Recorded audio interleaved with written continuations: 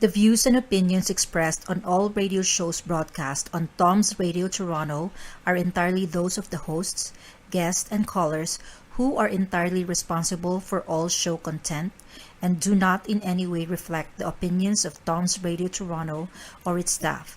These broadcasts are presented and made public as entertainment and general information only, in the hope that they will be entertaining and informative to listeners. They are not intended to diagnose, treat, cure, or mitigate in any way any disease or condition or to promote any specific lifestyle, belief, religion, political affiliation, or other personal practice, nor is the information presented necessarily accurate or verifiable.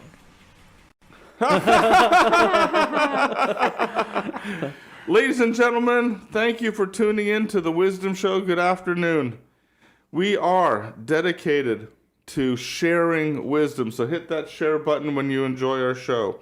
We are located at, I don't have it in front of me, we're located on Bathurst Street in Toronto, and we are the Wisdom Show, and we are dedicated to the idea that to make the world a better place, individuals have to have wisdom, and it's up to us to share it. And our source is the world-famous biblical book of Proverbs, written by world-famous King Solomon about 3,000 years ago.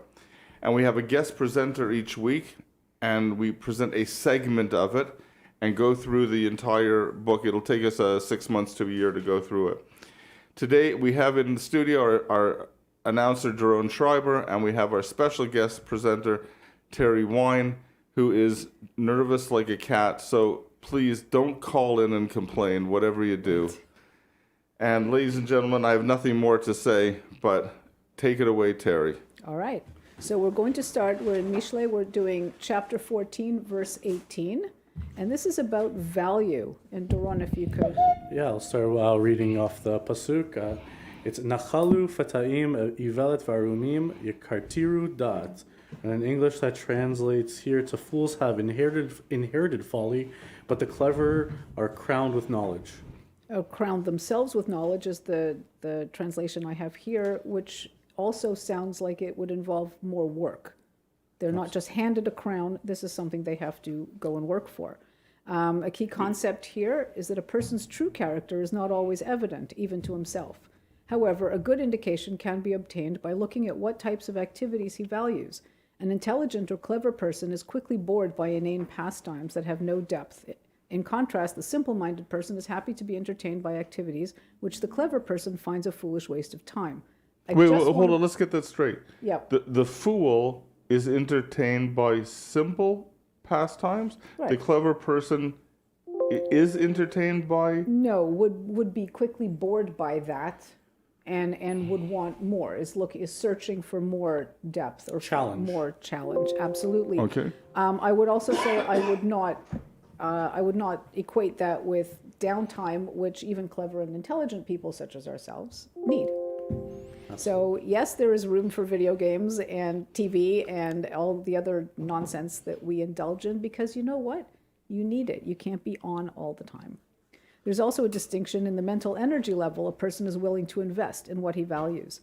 The simple-minded person is quick to indulge in foolish entertainments, but he does so passively. He's waiting to be entertained. So it may be one thing to go out and play a trivia bowl or watch Jeopardy and shout out the answers, as one does, as opposed to sitting back and watching somebody else do all the work and just being entertained by shows that I don't watch. So I can't comment on reality shows.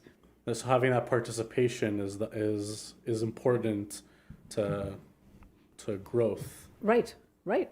In contrast, the intelligent person realizes that the value he gains from any mental exercise is dependent on the energy he puts into it. As he acquires more knowledge, his vistas of learning and understanding are expanded. The gratifying sense of value that he gains from this knowledge continues to expand.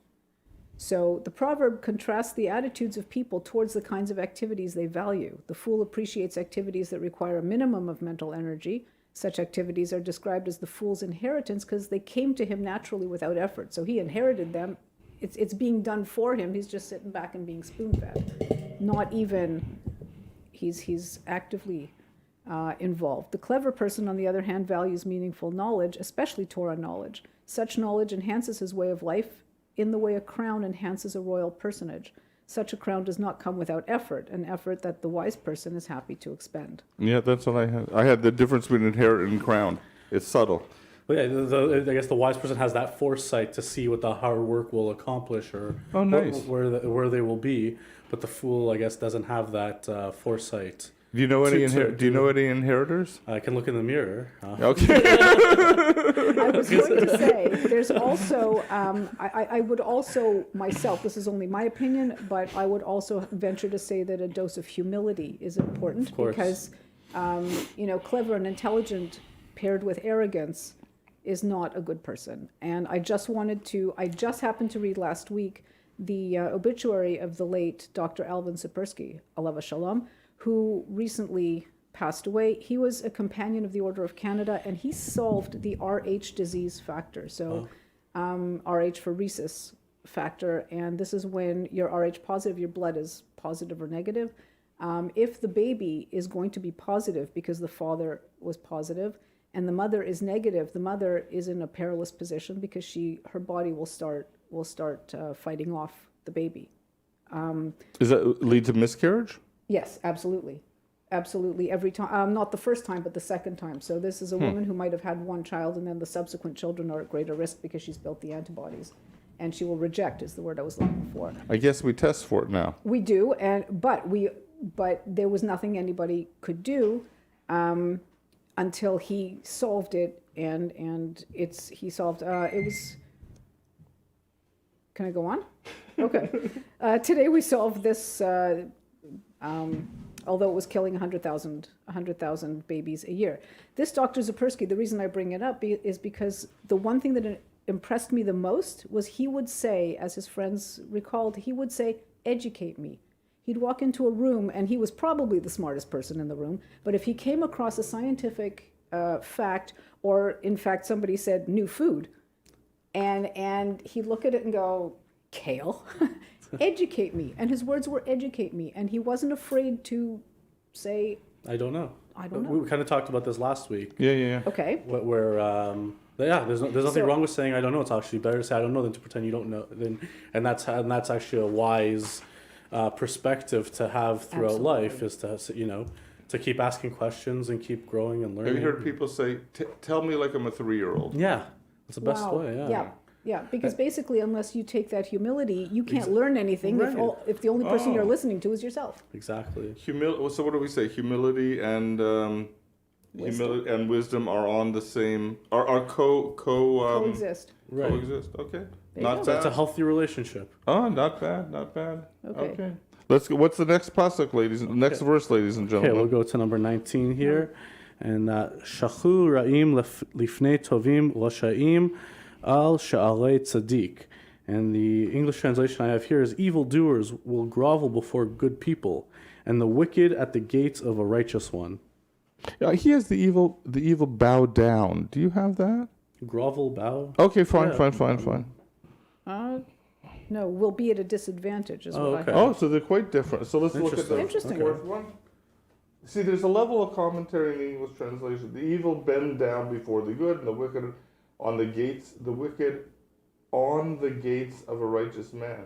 Oh, and I have, in the future, bad men who are honored today will be recognized as low in the eyes of good men, and the wicked will be at a disadvantage at the gates of the righteous. Okay, so what do we got a lot of concepts slapped into one little verse there. So you were sort of rolled up. So a man's worth is not always evident from outward appearances.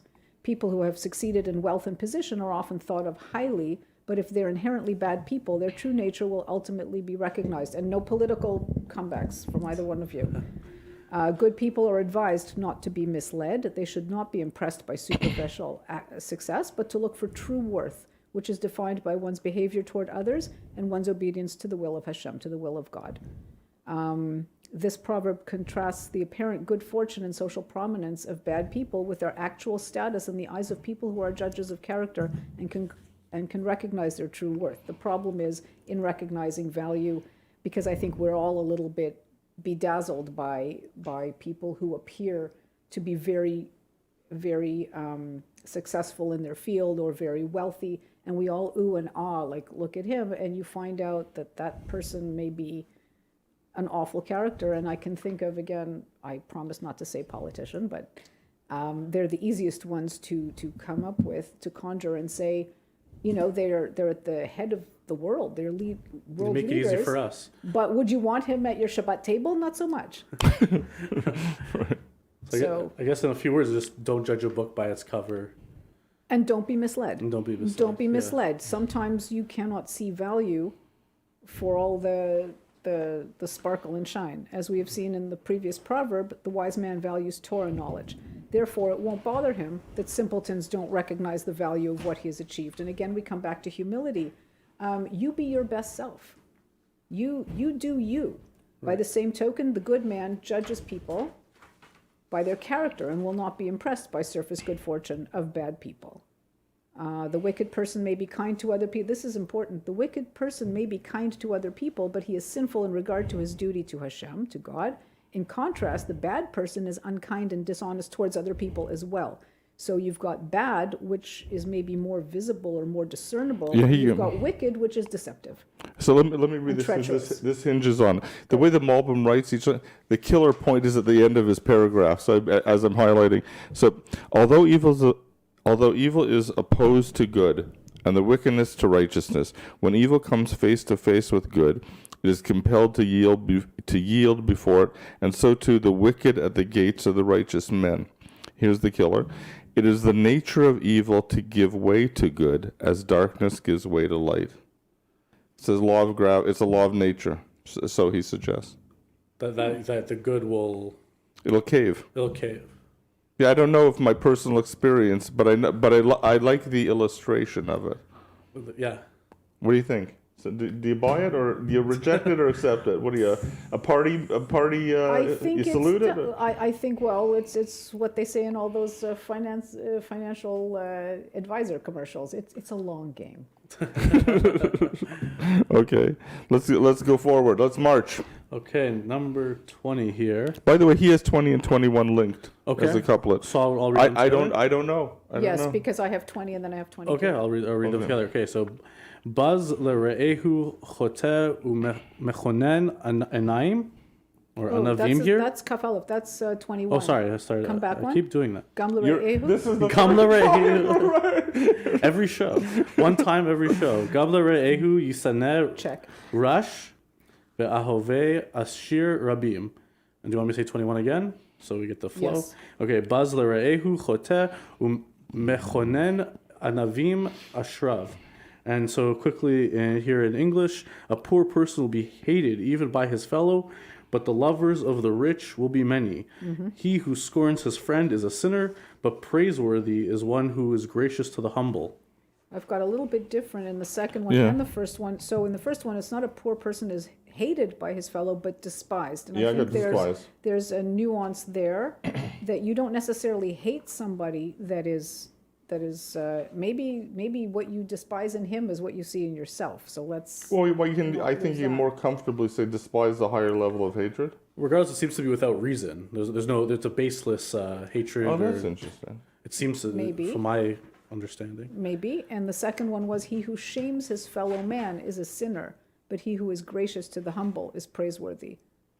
And these are sort of basic tenets that you want to instill in, So in our people, in your children. our challenge is to take what I call bumper sticker phrases Mm-hmm. and find the depth. Either it's in the subtlety of the words, or you got to Okay. really dig into it. I think that's our agenda, our purpose here. Whether the Hebrew language, the depth of the Hebrew language, or the instructions for mankind in the verse itself. And I think it's a huge instruction. And you're talking about, okay, well, I've got the attitude of one person toward another is often affected by class. People tend to be more at ease with others of the same social class, whether in terms of wealth or education. And the result, they will instinctively seek to associate with others that fall close to them in the social scale. I think that's very much the truth. But Mishle teaches us to recognize these innate tendencies and make a conscious effort to overcome them. We should especially avoid judging people based on their material wealth.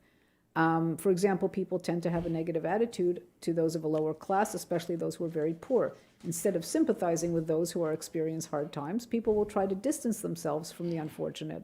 And that reading this, it just brought back grade school. How's Because that? in Yep. grade school, you've got a kid who doesn't quite fit. Maybe they're in a different, maybe they don't have older siblings that have taught them popular culture like everybody else is in on, or maybe they're heavier, or they're thinner, or they're taller, or they're shorter. Something is enough for a kid, and let's face it, kids don't have these sort of nuances of we accept all differences. This is something that is learned, and Developed, it's yeah. like, Do you want a tissue? hey, Okay. I'll be fine. A glass of wine would be better. But the point is that there are always going to be, and if you ever watch a class of kids, you will see very quickly who are the ones that are not in the middle of the in-group, that are not in the social circle. Okay, so that's item number one. But item number two, it's not only that the in-group and the popular kids are going to reject that kid, but also the other unpopular kids will also reject that kid because they don't want to be seen to be, oh, I'm really awful because I'm fat, but I'm not as bad as so-and-so who's fat and stupid. I'd like a tissue, please. I'd like a glass of wine, please. I love But I mean- I like the example. I'm just not sure it's only applies for children. Like I'm sure some people could see this in going to an adult event as well. Well, an adult event that comes to mind is immigration, and you deal with people who have immigrated to a wonderful country such as this and have established through hard work and blood and sweat and tears 150%. But once they have got their foothold, and if somebody says, oh, we're going to let in more immigrants from there, it's like, oh, well, they're not me because I'm already up here, and I'm not sure I want those immigrants coming in and casting their shadow on me. So, yeah, it absolutely works with adults as well. I think we have to differentiate between the people who have things and the people who don't have things. So, for example, if a commercial were to appear on the monitor, and people who didn't have it, oh, and Should you're buy getting it. this? Yeah, you need to buy it right away. They need to buy that service. They need to buy that product right away. And I can think of a couple of examples. Ladies and gentlemen, we'll see you after the commercial.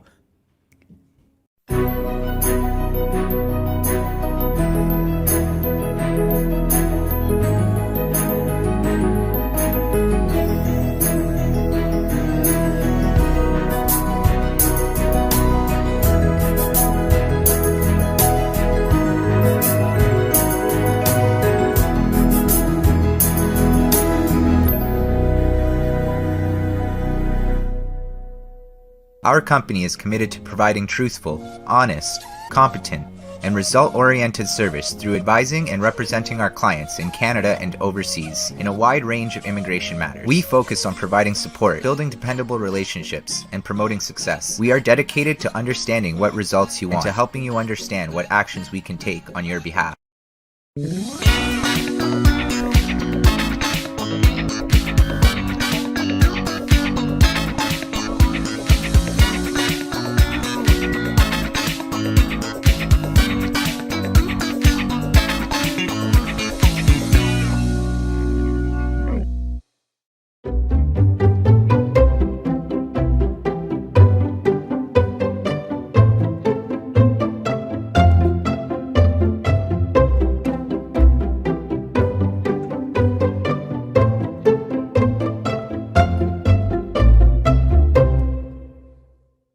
Simple lang kumita kahit nasa bahay ka lang gamit ang iyong Show My King online franchise business. Step 1, you post.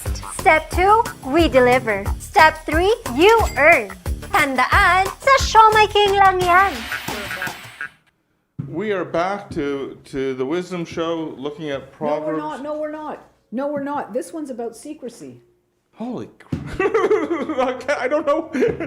Okay, will you tell them the secret? And ladies, don't tell anyone else about this verse about secrecy. Okay, keep it quiet. Okay, Doron. All right, number What- kaf bet. Kaf babe.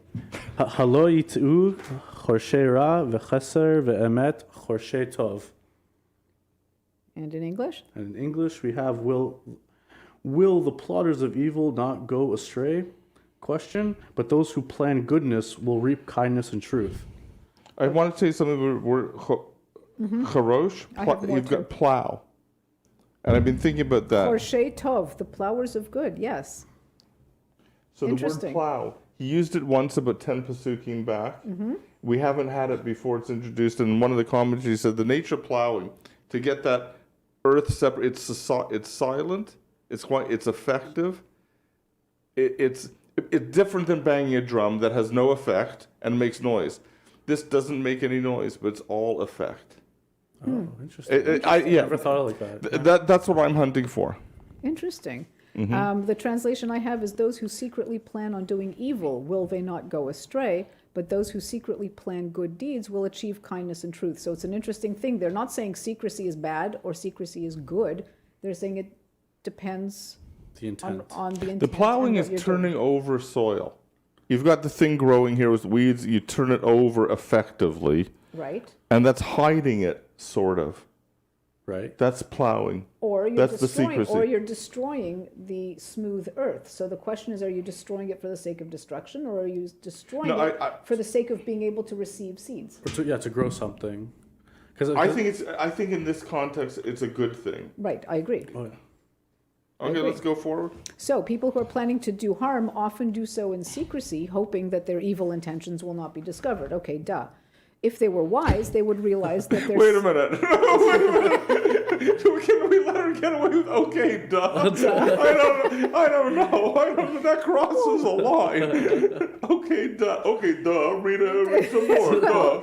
obviously the reason you're doing it is in secret is because you don't want somebody to find out what you're doing. Or what Now, your if- intentions are, yeah. or what your intentions are. Now, if they are intentions too bad, if they were wise, they would realize that their secretive behavior is self-destructive because their secret plans lack transparency, they are likely to fail. The point is, if you're doing something in secret with bad intentions, secrecy is not in itself a bad thing. In fact, there are times when it is right to avoid the glare of publicity. This generally applies to somebody who wants to do a kindness, and there is a very high level. Everybody knows it's a mitzvah, it's a kindness to give charity. But now I'm going to contrast getting your name up on the side of a building versus somebody I know who volunteers in a food Anonymity, bank yeah. and has no idea who it is that is the recipient of their 2 hours of hard work per week or whatever. There is dignity in the anonymity because if I am the one, first of all, I'm blessed to be the one giving the charity, not receiving it. So I don't want to show off about it because that's show-offy and ew. Ew is in the follows same- duh, by the yes, way, in it's in case the you're same- wondering. Same dictionary, yes, Okay. same lexicon. And if I have fallen so low that I have to accept charity, that's even worse. And the point is, I really wouldn't want you to be looking me in the eye while you hand me a $20 bill because you know I won't eat if you don't give it to me. That's an awful, awful feeling for me to have. Right. By doing it anonymously, you're upholding the dignity of the person you're giving it to. Correct.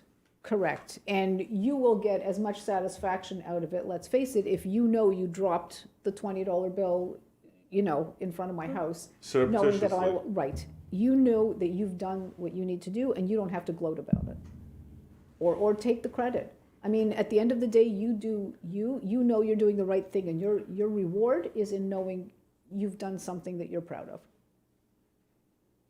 Okay, I have no rejoinder to that. Right.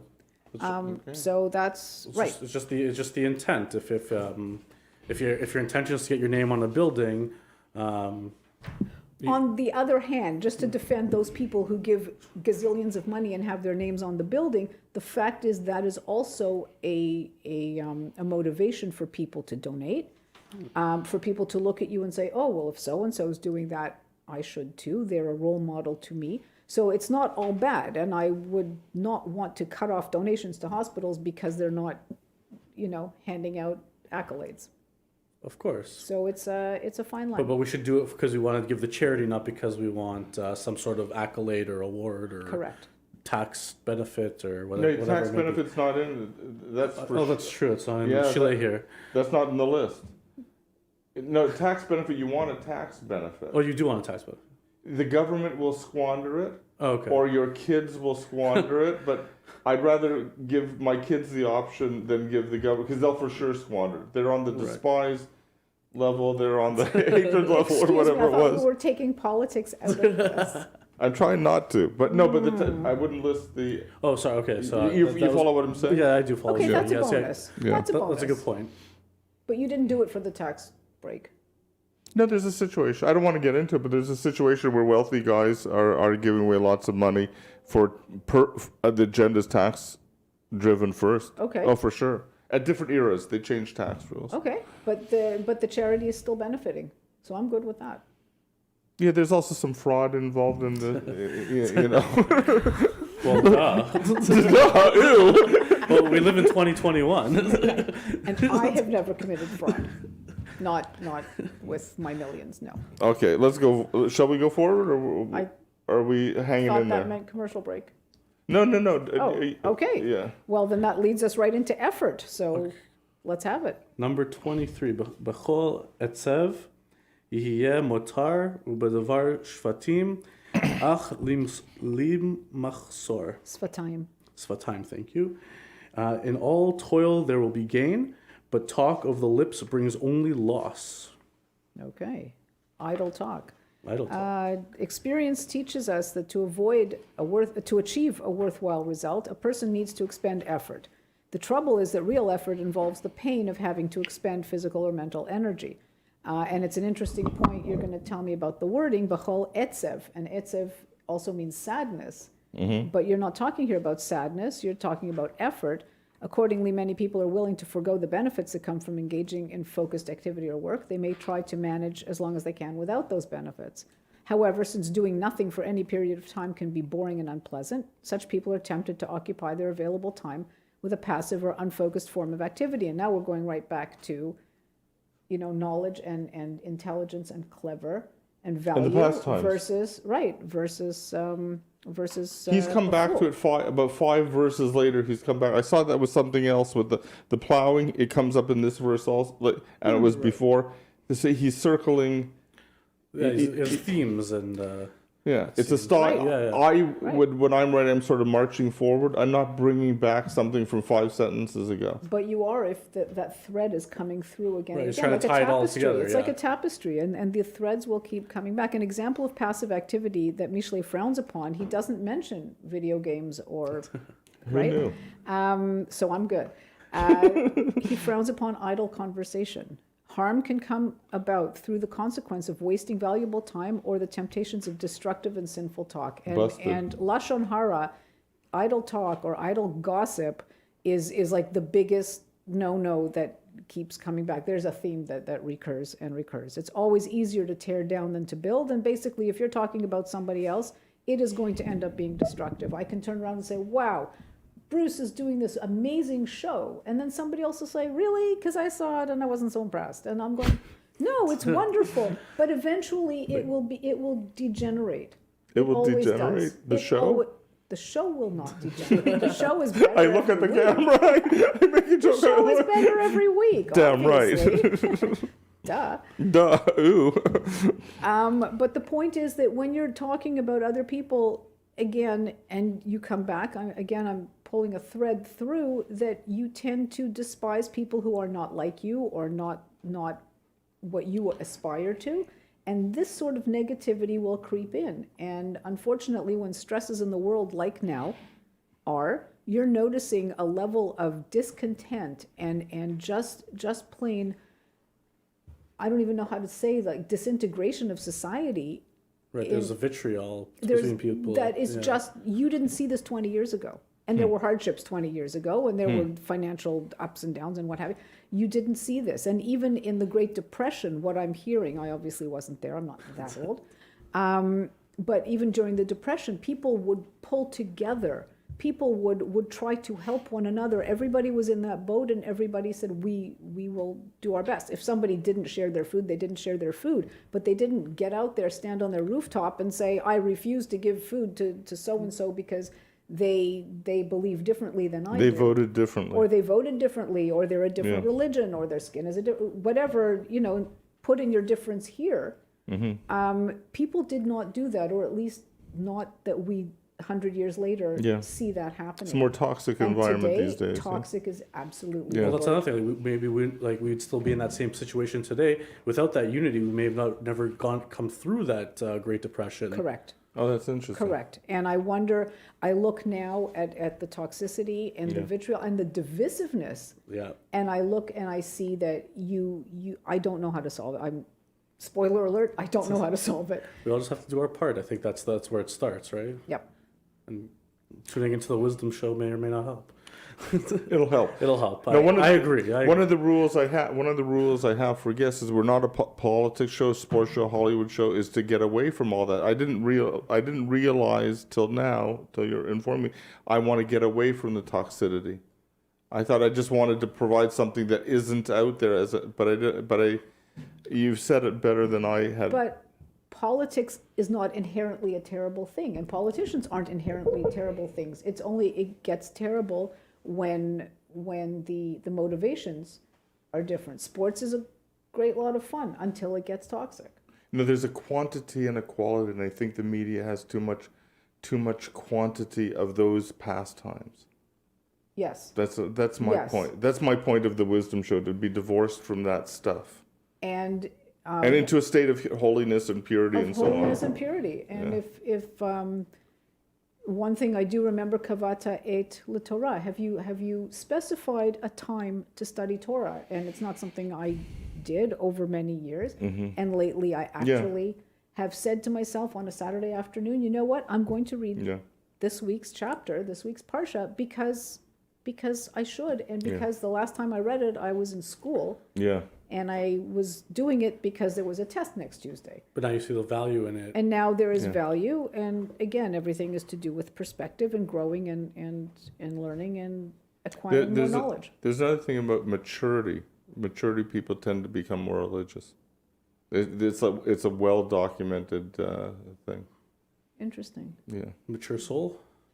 I don't know. They reflect on life, and they see.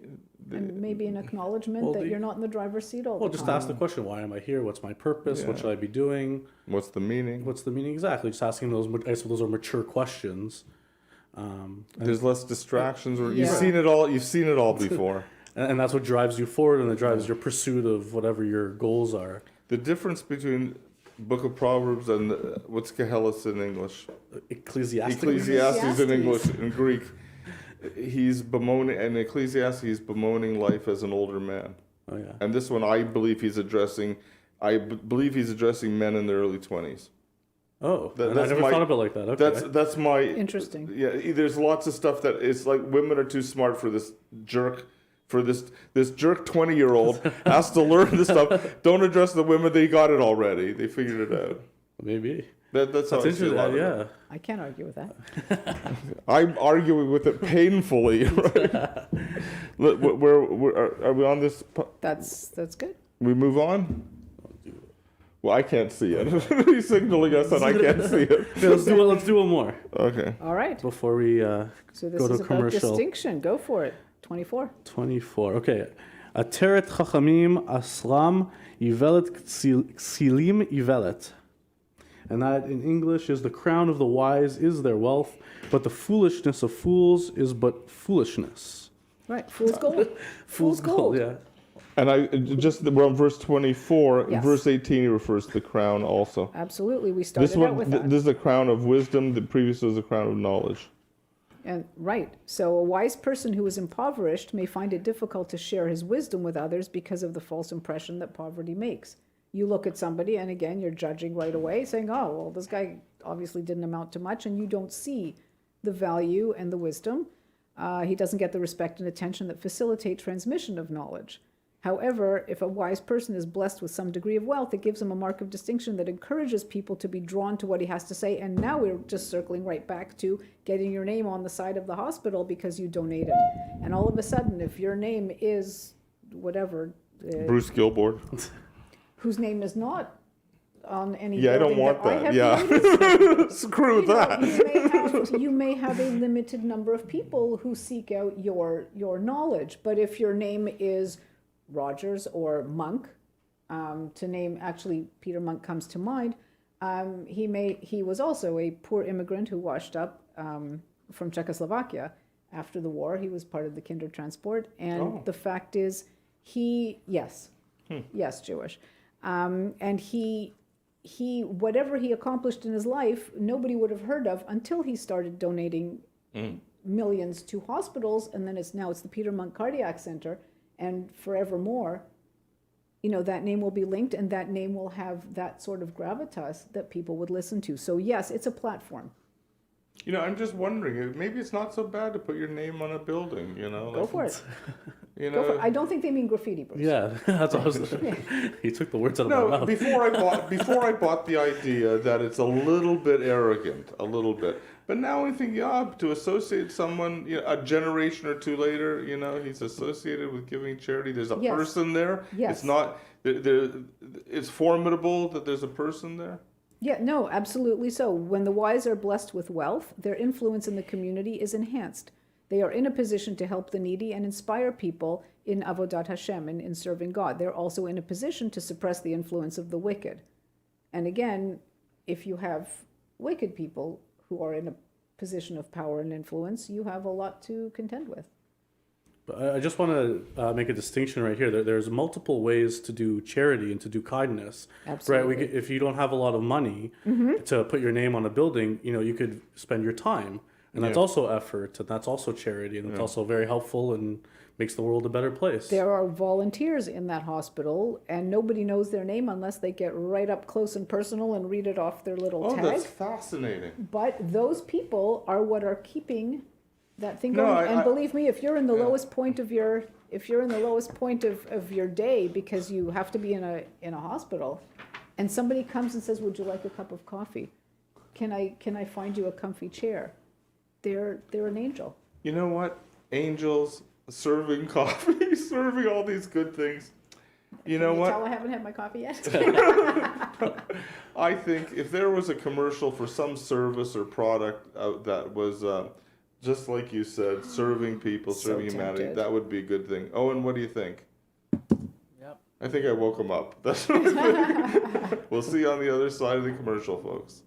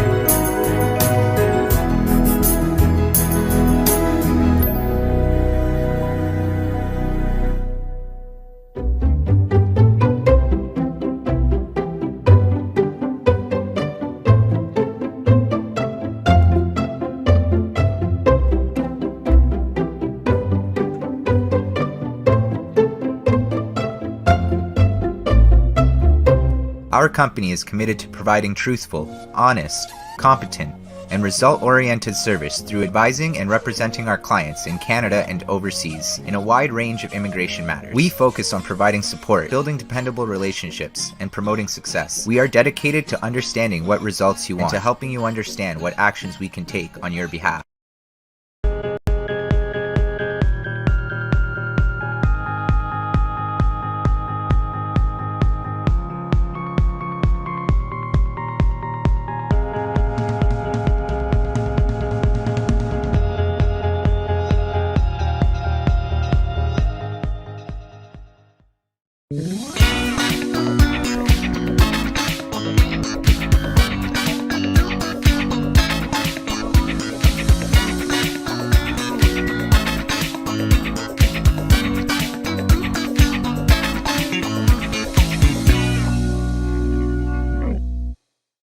Ask me. We're back, ladies and gentlemen, with the lovely Terry Wine, and we are on Proverbs. And Terry, please take it away. 25, Kaf Hey. Okay, I'm going to start with this in Hebrew. Matzil nefashot ed emet vayafiach kezavim milma. And in English, we have a truthful witness saves souls, but one who sprouts deceptions is a man of deceit. Okay, so I Save want to jump. lives I have, Yeah, I have lives, and there should be a difference. Well, maybe there isn't a difference between souls and lives. Well, I think the body is Yeah. physical, the soul is spiritual. That's That works. But also, see the thing he has to breathe. Mine has breathes out lies. well, We had that Oh, before. wow. Hashem breathe life. No, into- no, it's that's not going. okay. It's going to easiness. Vayafiach kezavim He just breathes out the lies. But he made that metaphor at least twice before in the last Yeah, couple I remember. chapters. Yeah, it seems familiar. So straight See, up. that's he's pulling more. What do I want to say? Vintage words in this chapter than I've seen in other chapters. Oh yeah. Ooh, Yeah. I don't know if I've vintage. noticed that. That's my. I'm not saying it's not true. I just don't have it noticed. Yeah, yeah. Right. I'm right. I'm confident in that. Right? No. A person with a sensitivity for truth cannot permit himself to utter a falsehood, even in minor matters. And that's interesting because here he's pointing out that if you know somebody's an inveterate liar, you already know not to pay much attention to what he says. A person who has a reputation as a straight and honest person, such a person develops a reputation of integrity and people rely on what he says. He is symbolized by the truthful witness who saves the life of an innocent person accused of a major crime and saves the life and property of someone who is being victimized. See, I want to interject. Yep. So my father-in-law, you know him. So he says to me when I approach him, he does this. And I asked him, what are you doing? He says, when he sees me, he turns on his hearing aid. So I have a reputation. such a good sign. I know, That's I have amazing. A reputation. That's That's amazing. wonderful. Yeah. He's never done that to me. Wait a minute. I gave away a secret. Uh-oh. No, I wonder if that's See? a tell for Idle that whole talking. generation. See what happens now when you talk about somebody else behind their back? Uh-oh. Did we not just talk Did about I that? say my father-in-law? I meant, Somebody else's father-in-law. my brother-in-law. Right, that.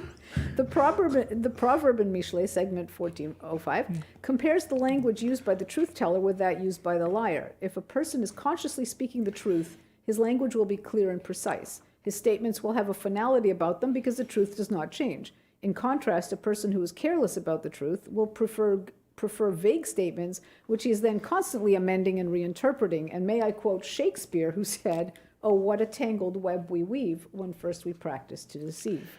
Oh, very good. That's a lovely rhyme. Yeah. Yep. I never knew that quote rhymed. I didn't know the end of it. Okay. Or as somebody else succinctly put it, when you tell the truth, you don't have to remember what you said. Yeah. This frees him from the burden of assuring himself that everything he says passes the test of truth because he knows he's telling the truth. I should show you my note. See my note? How to lie.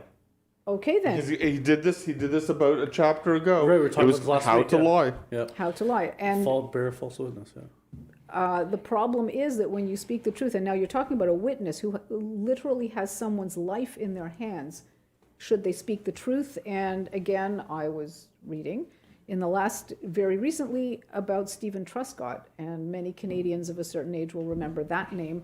He was 14 years old in 1959 when he was sentenced to hang by the neck till he was dead for murdering a classmate, a girl, who was assaulted and strangled. And this was done.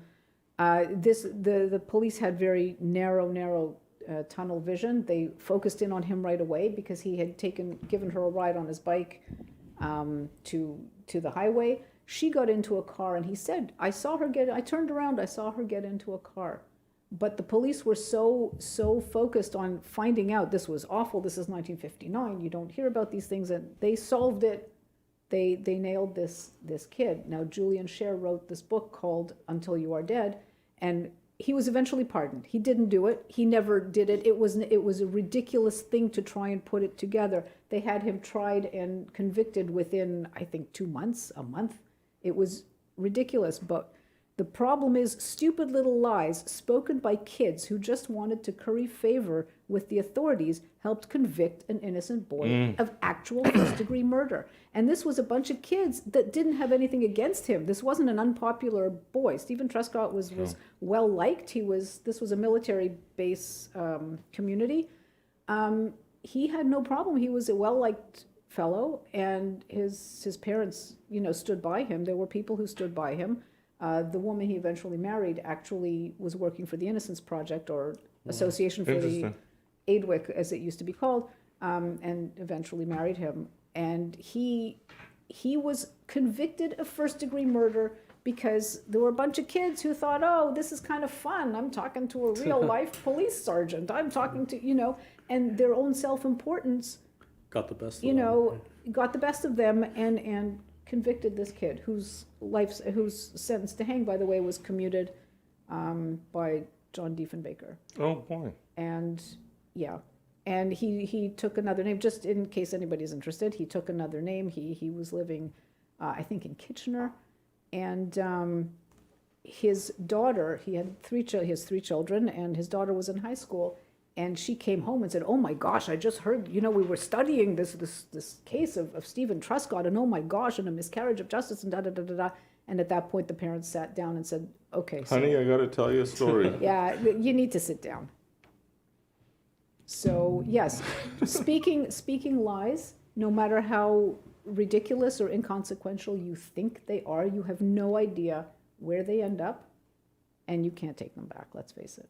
What do they say? They're like feathers. There's some Yes, feathers in the pillow the or feathers something. at the pillow, where the rabbi told the woman to cut open her feather pillow, shake the feathers and send them out, and then sent her 2 hours later, said, okay, go collect up all the feathers. And she said, he's right. Well, once you speak something, you have no more control, and you can no more collect up your words than you can collect up those feathers.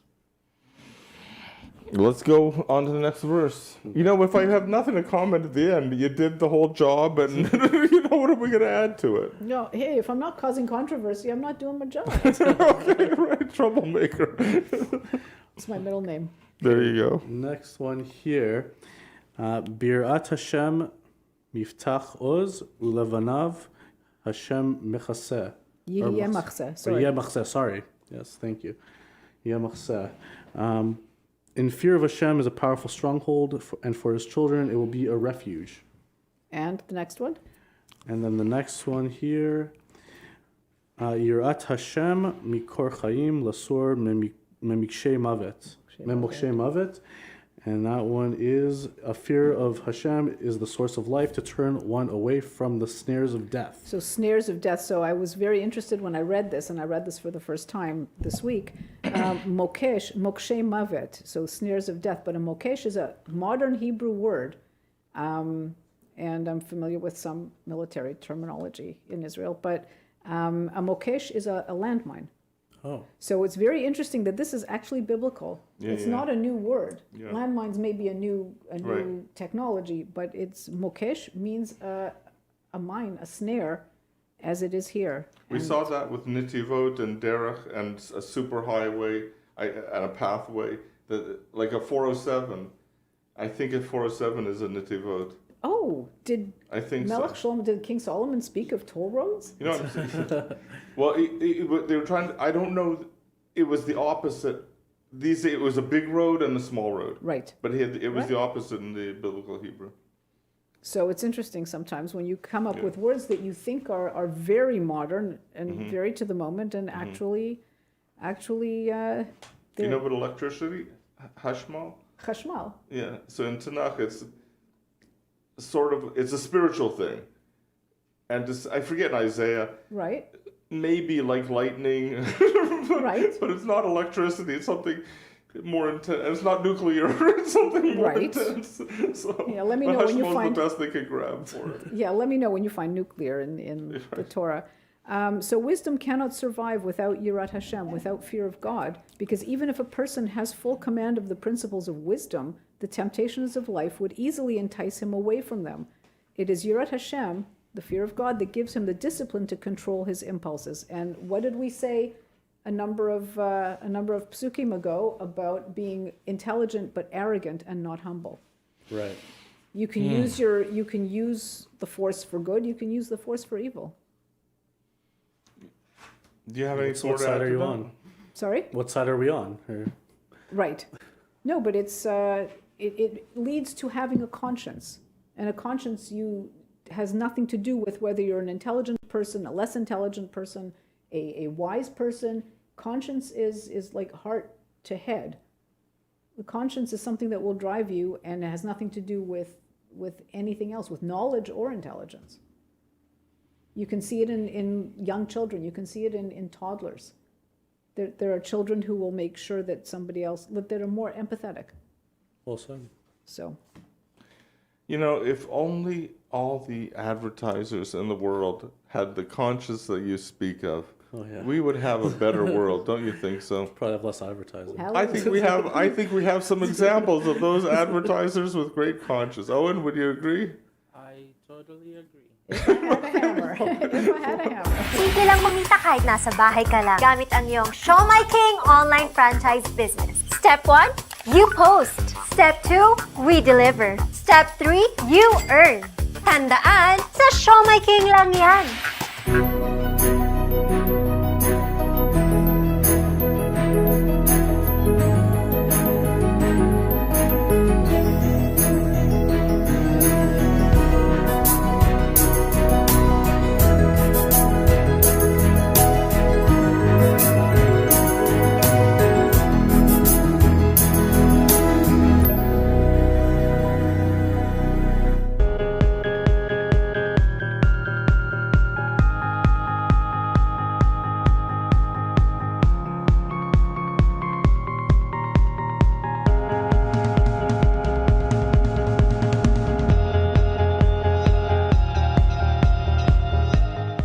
Our company is committed to providing truthful, honest, competent, and result-oriented service through advising and representing our clients in Canada and overseas in a wide range of immigration matters. We focus on providing support, building dependable relationships, and promoting success. We are dedicated to understanding what results you want and to helping you understand what actions we can take on your behalf.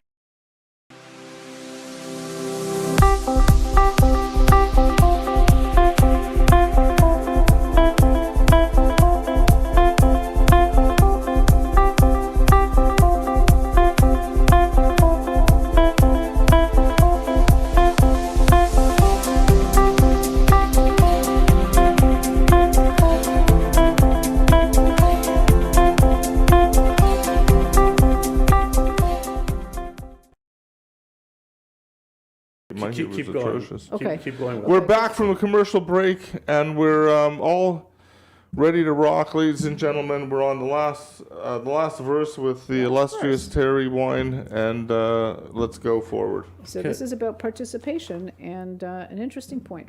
All right? Here, here's the pasuk: is Barav Am Haderat Melech be'efes le'om mechitat razon.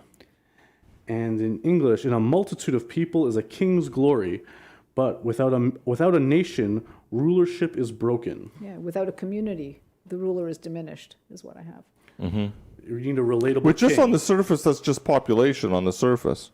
No, but you could be a glorious leader, but if you've got no followers, then Right?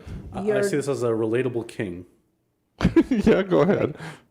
What do you mean? A personable. A person, yeah, a relatable, Okay. personal king. That's the ideal of leadership, right? So in the first word that's hyphenated, Barav Am, the Yeah. ayin mem, but if you go 3 or 4 words later, how would you read the there? How would you read it to differentiate it from the first Well, that one's an ayin and one's an aleph, but le'om. Le'om. So he says the There is- first people refers to a nation united in loyalty to the king. Right? The second line, people, la'am, denotes a population united by a spiritual belief. Oh, Like a nation, I don't know how to say it, a nation versus a country, a civilization versus a nation. I'm not sure. right. The I guess so English. that's the unification there. That's the missing link between the two. He's defining them as Okay. two different things. I don't know if you could say America is a society It's got a dozen Right. sub-societies. We were into, what's this discipline called? Anthropology? I'm The not study sure. of human behavior. Right. Yeah, but he differentiates, the subtlety here is the Aleph or the Ayin. Well, Yeah, I didn't notice. That's pretty cool. what Yeah. we have here That's, is in all seriousness, that's what I'm going for, the pretty cool in Hebrew. Yeah. That you Yes. don't have in other languages so far as I And understand. it's just one letter difference, and Yeah. there's a lot Yep. of meaning behind and it. it's pronounced the same way. Yeah. And also in Arabic, the Ummah refers to the civilization.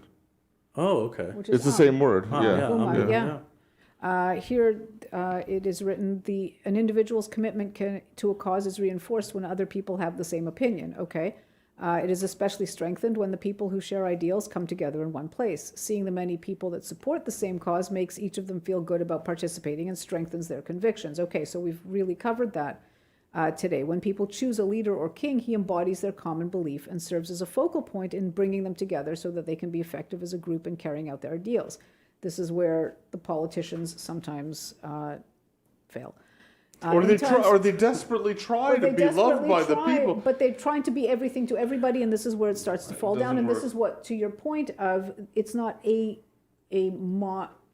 monolithic society. In the times of the Shoftim, the judges, the Jewish people felt the need for someone to fulfill the role of king and unite the nation. Unfortunately, their belief in Hashem as king was still too abstract for this purpose, so they wanted a real live human being to do this. Nevertheless, They wanted a daddy. they wanted somebody that Yeah, could, yeah, yeah. right? Of course. I don't want to say golden calf, but I mean, it's the same sort of idea where you need something tangible. Oh, that's interesting. Okay. Nevertheless, God accepted their wish and directed Shmuel Hanavi, Samuel the prophet, to anoint Shaul, Saul, as king. Tragically, Saul proved inadequate for this critical mission, and David was chosen by God to take his place, therefore founding the Davidic dynasty that has served as a focal point in uniting the Jewish nation in service to God over the centuries. While we wait for the royal house of David to be restored, and that we gather in groups, large and small, to draw strength from each other and declare our loyalty to God and our faith in the redemption. So, To illustrate this pasuk in a serious way, we'd have to have a little discussion about the British royal family and how it affects society compared to other countries who don't have a monarchy, and how their society is.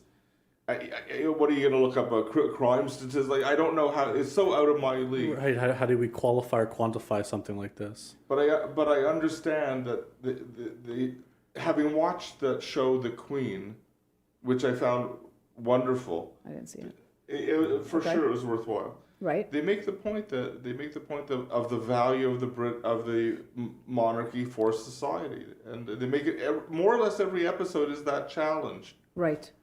But you see the queen herself, her demeanor to this day is very much of the people and trying to unite people and trying to prove like a lighthouse in the darkness. I must illustrate something again with my in-laws. We were talking once about the Queen's father. Would that Careful. be? Careful. No. What would it be? King Albert, King Edward, whatever his name. Which one? The Queen's father, King George. King George. So I mentioned it, and they're at our table, and they both stood up. Both my mother-in-law and my father, they Really? sat up in Wow. their seats. Really? I asked them a question because I was watching the show, and the respect was built into them that I was shocked. They saw that body language, and they both sat erect with that reference. That's incredible. Yeah, not hard to imagine. Correct. Yeah. So there's something to kingdoms and all this stuff. I don't know if it's out of my league. I don't know anything about it. No, What- but that's amazing. And the last point was, when doing a mitzvah, people should look for opportunities to perform it in coordination with others rather than each acting on his own. I've never heard this before, but it circles back very nicely to where we started off with people with names on the sides of public lovely. buildings, and say, you know what, there is value in trying to get people together, because you can obviously achieve a lot more. I can give my $18 to somebody and it will do somebody some good.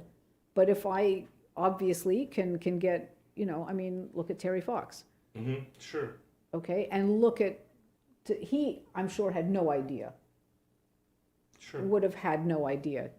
And there are people who were born long after he is gone who know exactly who he is and what he stood for. To repeat what you said, I came into this thinking a little bit thinking a little bit disparagingly about people put their names on the building. I think Right. I've come full circle. Yes, absolutely. Okay, fine. You know, this is a good point that we, in all sincerity, we've learned a little wisdom here. So this is a script that I have people read with me, okay? And you're the guest. Okay. You're in the highlight, okay? Terry, have you learned something? Have you learned something wise today? Most certainly. I didn't need a script for that. Most certainly, yes. Do you think we made humanity better today? For sure. Let's hope. Did you have fun in our secret scroll laden wisdom cave? Amazing. Will you join us But again? secret. Will you join us again one day soon? It says here probably not, but somebody will have to ask. Oh God, help me! Will they ever learn wisdom? Probably not. Please, folks, subscribe and share. That's all I ask. Have a good And day. we're back next week with a special episode. You know Kenny Stolen? Yes. Kenny has a master's degree in English. He's got smicha, and he has a YouTube video called "The Lion of Poetry." Oh, He has about 20 episodes explaining English poetry, and so next week we're having a special episode, "The Wisdom of English Poetry." Cool. It is. I think it is. There's not too many people I can do that. I can't do the wisdom of car mechanics. I can't do, you know. no, but that will be a good time to invoke King George again. Oh yeah. How do you see that? Well, you're talking about the wisdom of English poetry. Oh, I don't think King George is a particular figure. But we're talking 10, 100 others, but not King George. Okay. At any rate, you threw me off. You just okay, ladies and gentlemen. We'll see, and we'll be changing maybe to Sundays with the daylight savings time and so on. The next in probably next week will be the last one we'll do on Friday, and we'll probably switch to Sunday. And that is the story, ladies and gentlemen. And have a good weekend. Have a good Shabbos. All the best. Shabbat shalom. Shabbat shalom.